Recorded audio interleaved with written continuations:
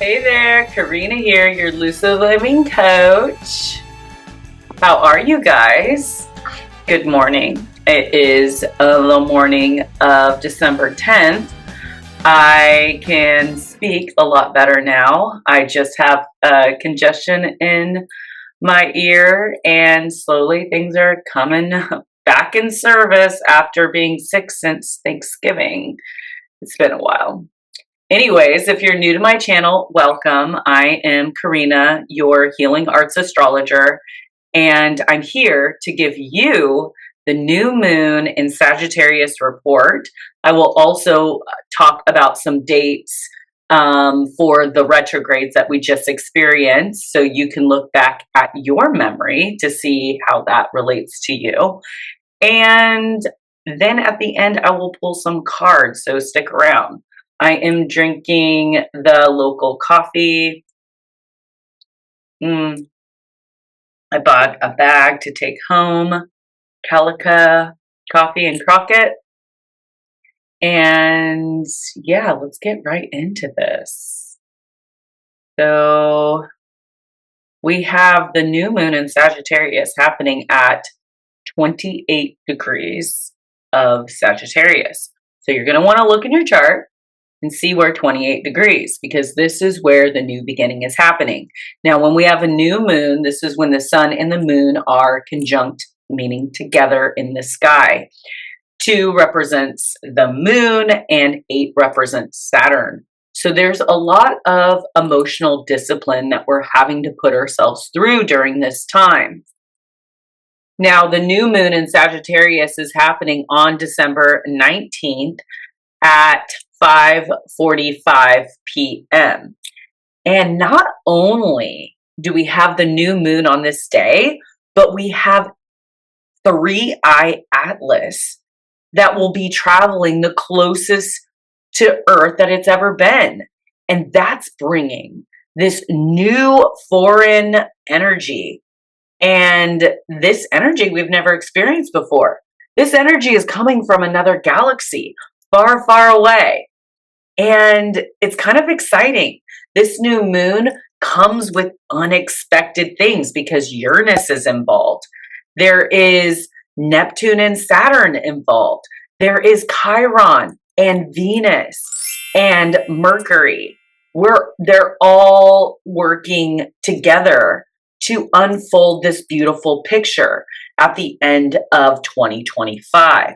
Now, 2025 is a 9-year in numerology, meaning endings and closures and letting go and things leaving our life, because we are preparing for 2026, which is a 1 year. That's super exciting. And it's the year of the horse. And there is going to be a lot of expansion and freedom and travel and taking risks and doing things that we aren't acclimated to, like something really different. Now, Mars is kind of the oddball out for this new moon, as Mars is in Capricorn. And Capricorn is the sea goat. It wants to work to the top of the mountain. So we are getting a lot of action and momentum in the area of our charts where Capricorn is. So look at where Capricorn is and see where there's going to be a lot of action. Now, the goat is willing to work hard to get to the top of the mountain. So whatever that you have been working hard on will give a payoff for this new moon cycle. So here's the story. The new moon is fiery, bold, and expansive, and it's the truth seeker and future oriented. But it's also tangled in several awkward, confusing, and highly catalytic aspects. It's not a simple new moon. It's a destiny adjuster. The kind that redirects your course through unexpected events, deep emotional clarities, and renewed hopes. The ruling planet is still retrograde at the 22 degree, which is a kill or be killed degree.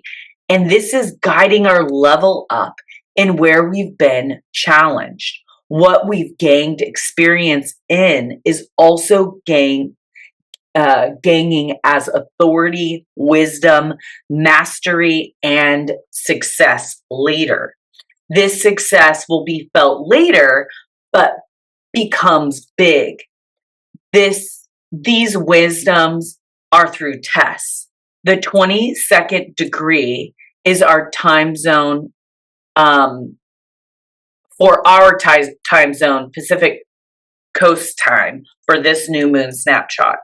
The 22nd degree is in the Virgo 4th house and the Pisces 10th house. So the 4th house is about solid foundation and emotional security, property, home improvements, after trials around karmic roots and ancestries, challenges in home and family. And then Pisces 10th house, which is promising strong career, destiny, public achievements after trials. The most important themes: radical realignment of your path. So multiple quincunxes in a square to Neptune and Saturn. You may feel pulled between old responsibilities, new desires, and sudden shifts outside of your control. A reset of beliefs and expectations. Sagittarius rules worldview, meaning confidence and future direction. Expect a deep recalibration of what you thought your life was becoming. Breakthroughs through vulnerability. With Chiron trining this new moon, the heart opens where it used to be closed. So healing comes from honesty with yourself. A powerful push towards authentic desire. With Venus conjunct this new moon, our values, relationships, love, and all beautiful things will receive a fresh start, a fiery start. Now, the aspects and what we could take away from those aspects is the new moon in Sagittarius is aspecting Uranus. So there will be sudden disruptions, schedule changes, emotional restlessness, unexpected news around finances, values, or stability. And this is a life detour. Expect that aspects that pushes you into a more authentic track. Now, the tip for this aspect is leave some extra space in your schedule this week. Flexibility is your superpower. Don't rigidly cling to plans. The other aspect is with Neptune and Pisces. Now, this is fog, like we're experiencing in the Bay Area, okay? As above, so below, as within, so without. Confusion, illusions, idealism, or fantasy thinking may cloud your judgment. You may question your direction, your intuition, or others' intentions. Boundaries may feel loose. So the tip for this is delay major decisions until your emotions settle down. Clarity returns after the move moves out of the square the next day, but still be aware that the sun is exactly square Neptune as well. So you'll be free to see a little bit clearer by Christmas. Now, this new moon is also aspecting Saturn in Pisces. So there will be reality checks, responsibilities, or emotional heaviness may challenge your optimism. Now, this square asks for maturity and grounding. Dreams must be met with structure. So do your due diligence for this new moon, whatever actions that you have been putting your energy towards will be getting the payoffs. You might not see it right away, but you will definitely experience it later. So the tips for this aspect is choose one practical step to support your long-term goal. Even tiny disciplines right now stabilize your energy. And the new moon is also exactly conjunct Venus in Sagittarius. Now, this is a new romantic energy, renewed passion, creative inspiration, and a desire for adventure or meaning in relationships. The value shifts are more towards expansive views on love and finances. So the sky is the limit when it comes to manifestations for this new moon. Let your dreams be expressed through manifestation through either vision board making or journaling or just having a little fun inside your own mind with certain songs, certain visuals that trigger your desires. If you want a specific house, post that picture on your save screen on your phone. Maybe play music that you will be listening to when you're living in your new home. If you want to travel, start looking at tickets, see how much they are, see how you could make that travel dream come true. And how are you going to do the work to make that happen? What extra hours are you going to put in at work? What are you going to save? What are you going to stop buying? Maybe it's your coffee that you go get every day. That's like $5 to $10 that you could save every day, and you'll end up having a couple $100 more to put towards your dream vacation. So the tip for this aspect with Venus is say yes to what excites your heart. Allow yourself to have it. Follow the spark. It leads somewhere important.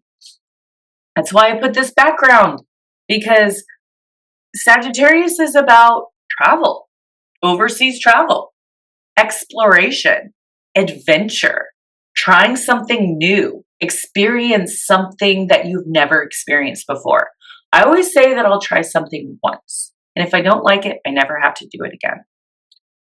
This new moon is also aspecting Chiron and Aries. Now, Chiron is the wounded healer. It's parts of ourselves that are just not fully developed. And it's in Aries right now. So it has to do with our identity and our ego. And so much has been changing. With the new world is changing, our new identities are changing, where maybe you once identified with your career and now your career is changing. And maybe you identified with being in a marriage, and maybe you're going through a divorce for some of those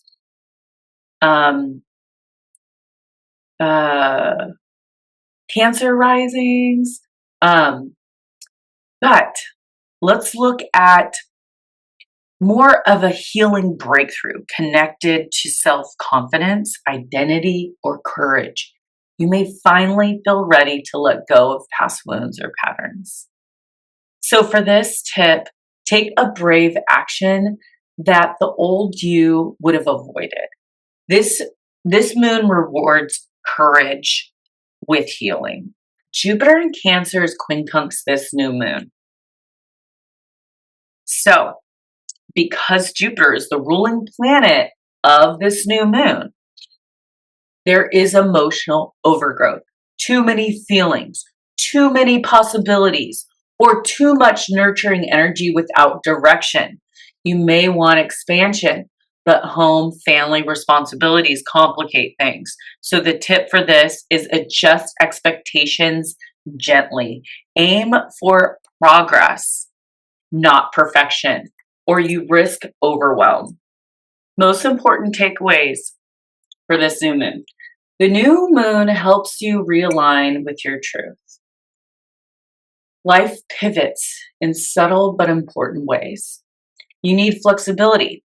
Uranus and two quincunxes promise surprises. Discernment is needed. Neptune can blur facts while Saturn demands realism. Healing is available. Chiron brings courage, clarity, and release. Love, creativity, and desire take center stage. Venus ignites passion and optimism. How to prepare. Create a little extra space in your week for the unexpected. Double check assumptions, especially where emotions are involved. Set intentions around what you want to expand, where your next adventure will be, what you want to learn, and what you can teach others, and how can you show up in someone's life as a mentor. Let confusion breathe. Clarity will follow. Say yes to what expands your heart and no to what shrinks it. Now let's recap on some of these retrogrades that we've had. I want you to take out your calendar, your journal, and look back at some of these dates to see where these retrogrades were recapping in your life. So we had Mercury retrograde, and it retrograded on November 10th, moving from Sagittarius to Scorpio areas of your life. So you'll want to check that in your birth chart. Mercury will move back into Sagittarius December 11th, and Mercury will move out of shadow by the new moon on the 19th. Perfect timing to move forward wherever the end of Scorpio is and the beginning of Sagittarius is in your own personal birth chart. If you don't know where this is and you're interested in seeing how I could help and assist you preparing for the future for any of these transits, head over to my website at www.lucidlivingmovement.com and order a transit reading. Or you can order a natal birth chart reading if you've never had a reading before. That's a good start. Now we have Saturn retrograde. Saturn retrograded on July 12th in Aries and went direct November 27th in Pisces, and will move back into Aries February 14th, the love day for all those women out there. Exit shadow March 3rd, 2026, wrapping up the shifts from July 2025. Hard work in love and relationships pays off next year. Neptune retrograde in Aries on the 4th of July.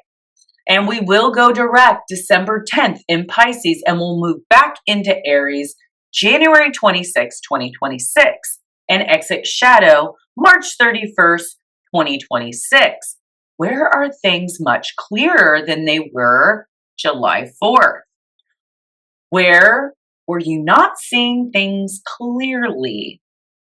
Jupiter retrograde was on 11/11 this year in Cancer, and will go direct March 10th, 2026, and leave shadow June 6th, 2026. Where have you expanded and learned in this area of your chart? What have you adjusted to create more safety and comfort in your life? And how has family contributed? And where have you given in your relationships with family? If you would like a personalized astrology report for your personal chart, you can head over to my website and book a reading. If you're interested in coaching or therapy, I use your natal birth chart. Literally the best therapy that there is out there, in my opinion. I also do couples therapy where I can pull up both your charts and help each of you guys understand each other and see where some of the harder aspects are within your relationship and where those need attention. And you can find those on my website. You just go to the coaching tab and you will find 1 month, 3 month, and 6 month coaching. If you would like a 1 hour consultation with me, that's $50 to start you out. Okay, now for the announcements and special events, and then I will get into the card reading. December 13th This Saturday, I'll be in Crockett on Pomona, right by TAC, setting up outside with my table of ZODIAC astrology goodies, from healing crystal bracelets like this, and my Zodiac curated teas. Also, my Yule winter solstice teas that you will want to get for this winter solstice coming up on the 22nd. You're going to want to get that tea and make that the night of the solstice to protect and to heal and to soothe and warm your soul during the coldest night of the year. I will also have a couple Yule decorations that I made with my dehydrated oranges and clove, and they're great additions to add to your tree for Yule and protection during winter. Ugly Christmas sweater, do you have one? Well, come to my paint and sip on the 20th at 4 o'clock at Revival Coffee. Yes, the curtains will be closed and the heat lamps will be going. So we will drink and be merry and be all cuddly together as we paint the winter painting. I will be painting that Monday and put that painting out so y'all can see what I'll be painting in a couple weeks on the 20th. So sign up. Tickets are $45 until the 13th. Then they go up to $55. Everything's included: wine, champagne, and your canvas paints, and a 3-hour instruction and fun. And there will be a contest of who has the ugliest Christmas sweater. I have ideas. I'll be working on mine this week, and I am excited for all of those things that I'm doing. I'm going to take a little sippy whippy and get right into the reading. So we will start off with the tarot.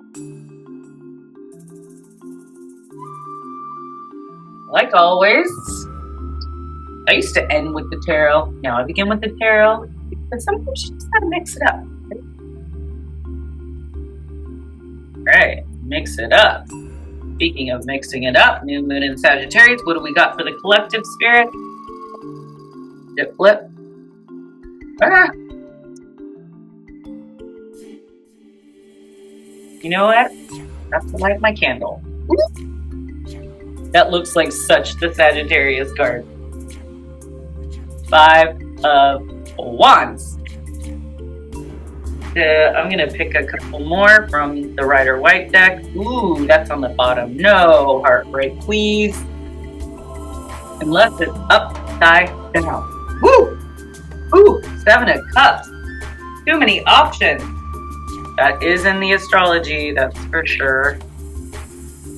2 of Pentacles, wavering. What are we having troubles with? Is there just too many options in this? Oh, we gotta walk away from what's no longer serving us, that's for sure.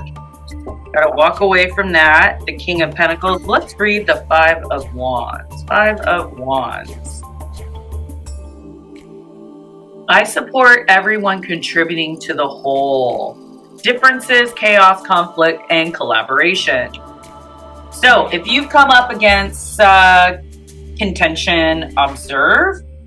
Are you accentuating differences with others instead of honing in on the fact that we all need each other? Focusing on division will only add difficulty and chaos to your endeavor. That this universe is a collective experience and we affect one another. So everyone you encounter represents a piece of the larger configuration, and when one makes a move, it impacts everything. Everyone has something to contribute with what we're building together. This card encourages you to choose collaboration over conflict or competition to retain your dreams. Sometimes all that takes is the conscious effort to see and foster someone else's strengths. Every sand dune and every cactus is different, but together they encompass the magic of the desert. This is ultimately what makes life so rich. Although we're all unique, We are a part of the same whole. Work with others to embrace the different poses that you bring to this practice of living well. Hold each other up and you will succeed. So make a point of talking with people who might not be on the same page as you. Try to really hear them instead of discounting their voice. They may have something to teach you. And I love that. I've always loved like interacting with many different people. When I was in college in San Diego, I remember I would take the bus to school, and one day I was at the bus stop and there was a homeless guy and he was talking to me. I was like, ooh, I wonder what he has to teach me. So I'm listening, and he said, San Diego isn't a real city. And I was like, oh, why? He's like, because real cities have Chinatowns and San Diego doesn't have a Chinatown. And I just thought that was so enlightening. I was like, oh, you're right. And I never really thought downtown San Diego is a real city anyway. So I was kind of on the same page as him. But we also got the King of Pentacles. So let me take a look at the Knight of Pentacles. So I reached the horizon by way of strategy, step-by-step structure, efficiency, and reliability. Try using a habit tracker to monitor your progress, whether for healthy routines or a work project. This will help keep focused and organized. So this is just saying that the wheels are turning, specific projects already underway. You'll do best to proceed step by step. So like I said, like write a plan of action to get to your goal. So if your goal is to go on your dream vacation, then what are you going to stop buying out of your daily routines, whether that's a coffee, and how much money will you be saving? And then when can you go? Buy your tickets. Usually the best way to travel is buy your tickets like 3 months in advance and just charge it. And then within those 3 months, pay it off. And then, yeah, so we have like, there is a lot of options, and we're having a hard time with like choosing which way to go and with all the emotion. So this is just a confirmation to like not make any quick rash decisions during this full moon cycle, and just until our clarity returns by like Christmas. And we are, we're walking away from the things that don't align with us emotionally. We just have to walk away from the things that are really troublesome and is not bringing us peace. The focus should be on our finances and our love, because that's what it's saying. It's saying here in the cards as well. So let's pull some other cards. Let's pull some oracles. Speaking of money, let's pick from the diamond deck. Okay, these are a little harder to shuffle here. Ooh, put out 2. Okay, 2 spit out. Which one? Left to right, left to right. Let's go left. Let's go left because Sagittarius is a feminine sign. Prayer. Aww. I'm gonna take a sippy whippy. I can't be. I'm still waking up, y'all.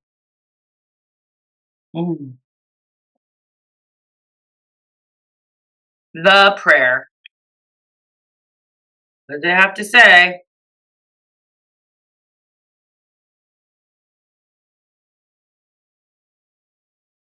All right, any day now. The prayer. 195.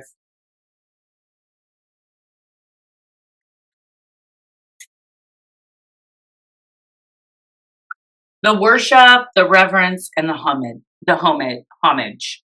What is prayer? When are we in a state of prayer and when are we not?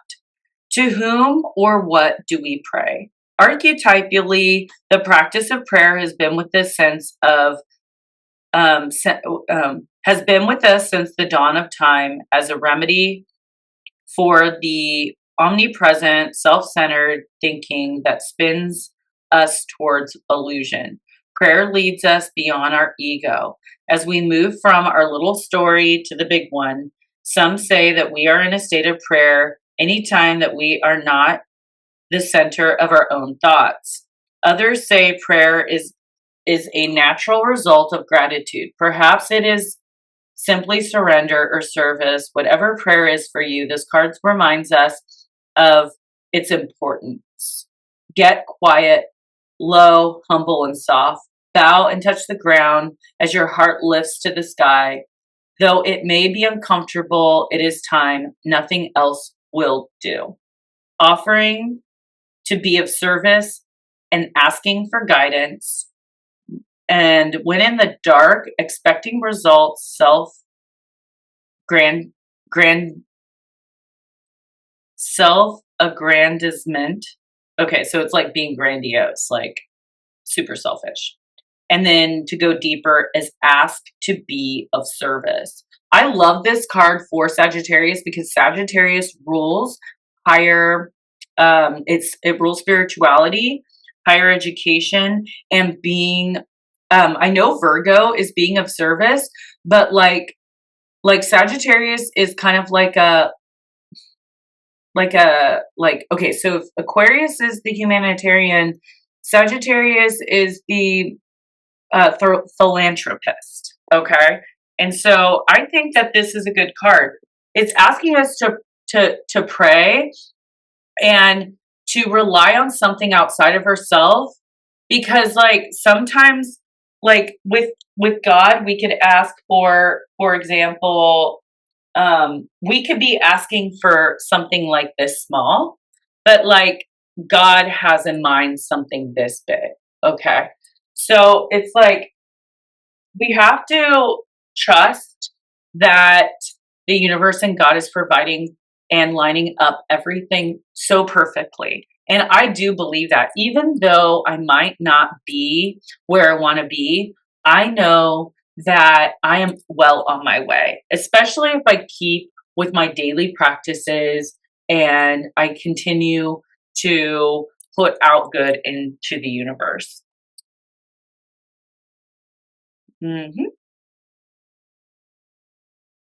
All right, let's do the Gaia Oracle because there is fire on the card, and this is a fire new moon. Yeah, and so, prayer happens daily with thought. So being really aware of our thoughts is important. Like, if you catch yourself saying something negative or some fear that's coming up in your head, just replace it with the opposite. So if you are thinking like, oh, I'm not going to make my rent this month, then you could say, I'm so happy and grateful. Money comes to me in increasing quantities through multiple sources on a continual basis. You could do mantras that change those thought patterns around. Like, I am always taken care of. The universe has always got my back. I always get what I need. So these little practices really help shift your reality, because our beliefs create our reality. Peace. Peace. Dissolving unwanted or disturbing thoughts. Oh my God, that's so weird. Always on time. 26. We were just talking about that. This is truly no point in worrying about things that are not in your control. Worry does not help anyone, nor does it help resolve anything. On the contrary, it often makes things seem worse than they actually are. Life is such that we can always find something to worry about. Yet for your own well-being and for the well-being of those around you, it is vital that you learn to deal with things in a more positive way, to Stop the endless cycle of disturbing and negative thoughts. You are advised to train yourself to focus on the positive side of things. Set aside time at the beginning of the beginning and end of each day to meditate. Bring your awareness within. Feel and imagine yourself surrounded by love and light. Allow the universal light of love to fill your heart and mind. Imagine your thoughts dissolving and floating away into space. Your mind at peace, clear as the blue sky. Focus on all that you're grateful for in your life and thank Mother Earth and the universe for every blessing. The affirmation for this card is I trust in the power of love. I trust that all will unfold as it should. My mind is like the clear blue sky. My heart is filled with love. All upon this earth is bathed in the sea of love. I love this. Love, love, love that we were just talking about this. And here it is. So, peace. I like this. Let's keep going. I'm not in no hurry. Yeah, so how was that full moon in Gemini for you guys? Jesus, it kicked my ass. Actually, all these full moons have been kicking my ass. Oh my gosh. Since October. God, give me a break. Oh, I got two. Love animals. Oh, animals, love, of course. Love can overwhelm and heal anything. Love is all, and anything else is fear constructed by our minds. Love is divine power. Love is a state of being, not an emotion to make you feel good when you think something is missing. When you truly become love, you will see and feel that nothing is missing. Look beyond your perceived assumptions about everything to see into the heart of all. At the heart of all experience is unconditional love. And when you are completely present, you will feel the gift you are present. The gift may show itself as a good or bad situation. However, it is time to unwrap your present experience. Tear off the wrapping and find your gift. The gift is love.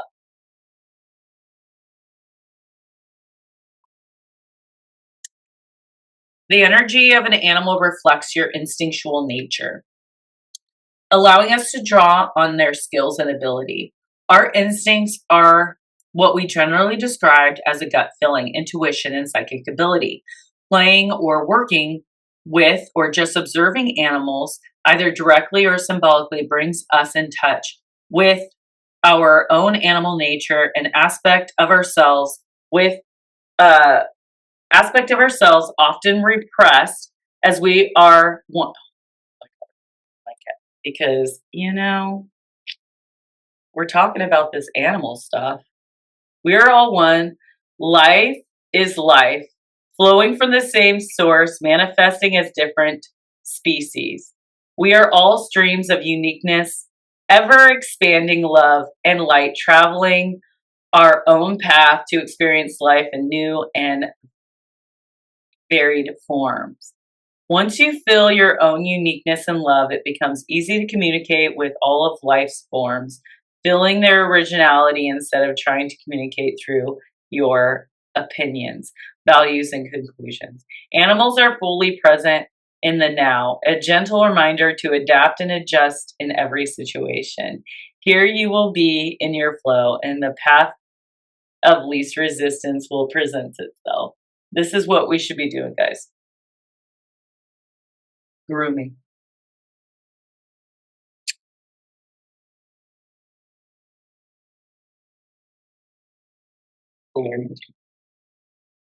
Okay.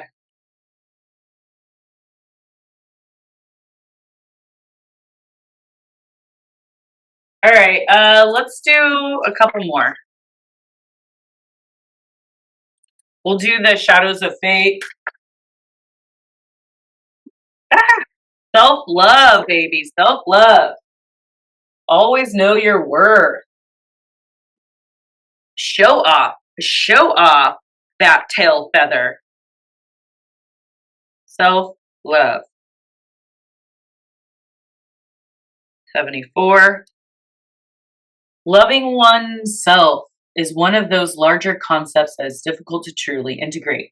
We are conditioned from birth to doubt ourselves, compare, deny, minimalize our gifts, hide ourselves away, and change who we are. This brainwashing is crippling. We become adults who have to fight to remember ourselves. We recognize the importance of loving and accepting ourselves, but releasing those voices and negative tapes that play in our head can be impossible. But beyond that, we often decide that we need to love ourselves in order to attain or achieve anything. I need to love myself so I can attract a partner. To truly love oneself is to do so without any expectation or hopeful outcomes. The relationship with oneself is the most intimate relationship that we will ever have, and it is our daily endeavor. Rather than viewing self-love as a day of pampering or fighting that which is holding you back, let all of it fall away for a few moments. Ask your heart, body, and spirit when you wake up, what do you need from me? How can I support you? What will nurture you? How can I deepen my relationship with you? And continue to check in with yourself every day. Now, this card is the peacock. So imagine seeing a peacock skulking around and hiding its colorful feathers. It wouldn't seem quite right. Everyone who has seen a peacock in real life will tell you that is the opposite of what they do. They are incredibly aware of their majestic qualities and use it to their advantage, especially in mating.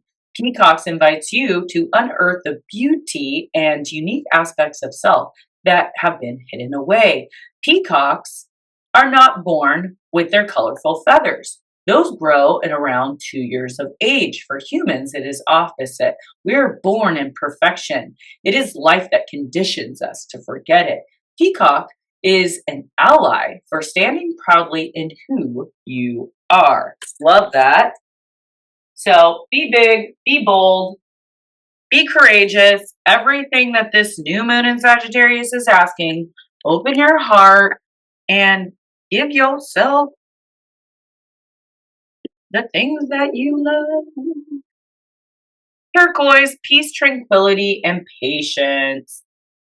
This is the crystal, tranquil and calm. Turquoise reminds you that these are the gifts in the everyday, and each moment of your life matters. Small things add up and become big things over time.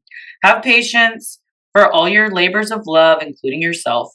Regarded as the bridge between heaven and earth, turquoise is a sacred stone in many Native American traditions and used as a source of healing and connection. Linked to the heavens within yourself, the part that brings you joy and reminds you of your own inner magic. And this turquoise is associated with Scorpio, Sagittarius, Pisces, Jupiter, Venus, and Neptune. And I am making healing crystal bracelets that are for sale, and I will be in Crockett this Saturday. Hope to see you there. And I'm going to do one last meditation card to close this. I just pray that everyone have a beautiful new moon. After everything that we've been through for this last couple months has been intense. God, just wrapping things up.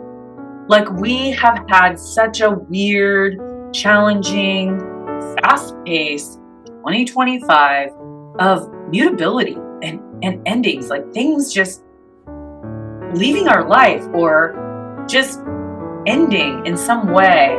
And this is only the universe's way of clearing space for what is to come in the 1 year, next year, the year of the horse. So with that being said, work with the element of air to cut through the core of a situation and see the truth. Because Sagittariuses are about truth. They're truth seekers. So we will be coming up to a truth that will set us free. So thank God for that, and I will see you on the next video. Peace out, your Lucid Living Coach, Karina.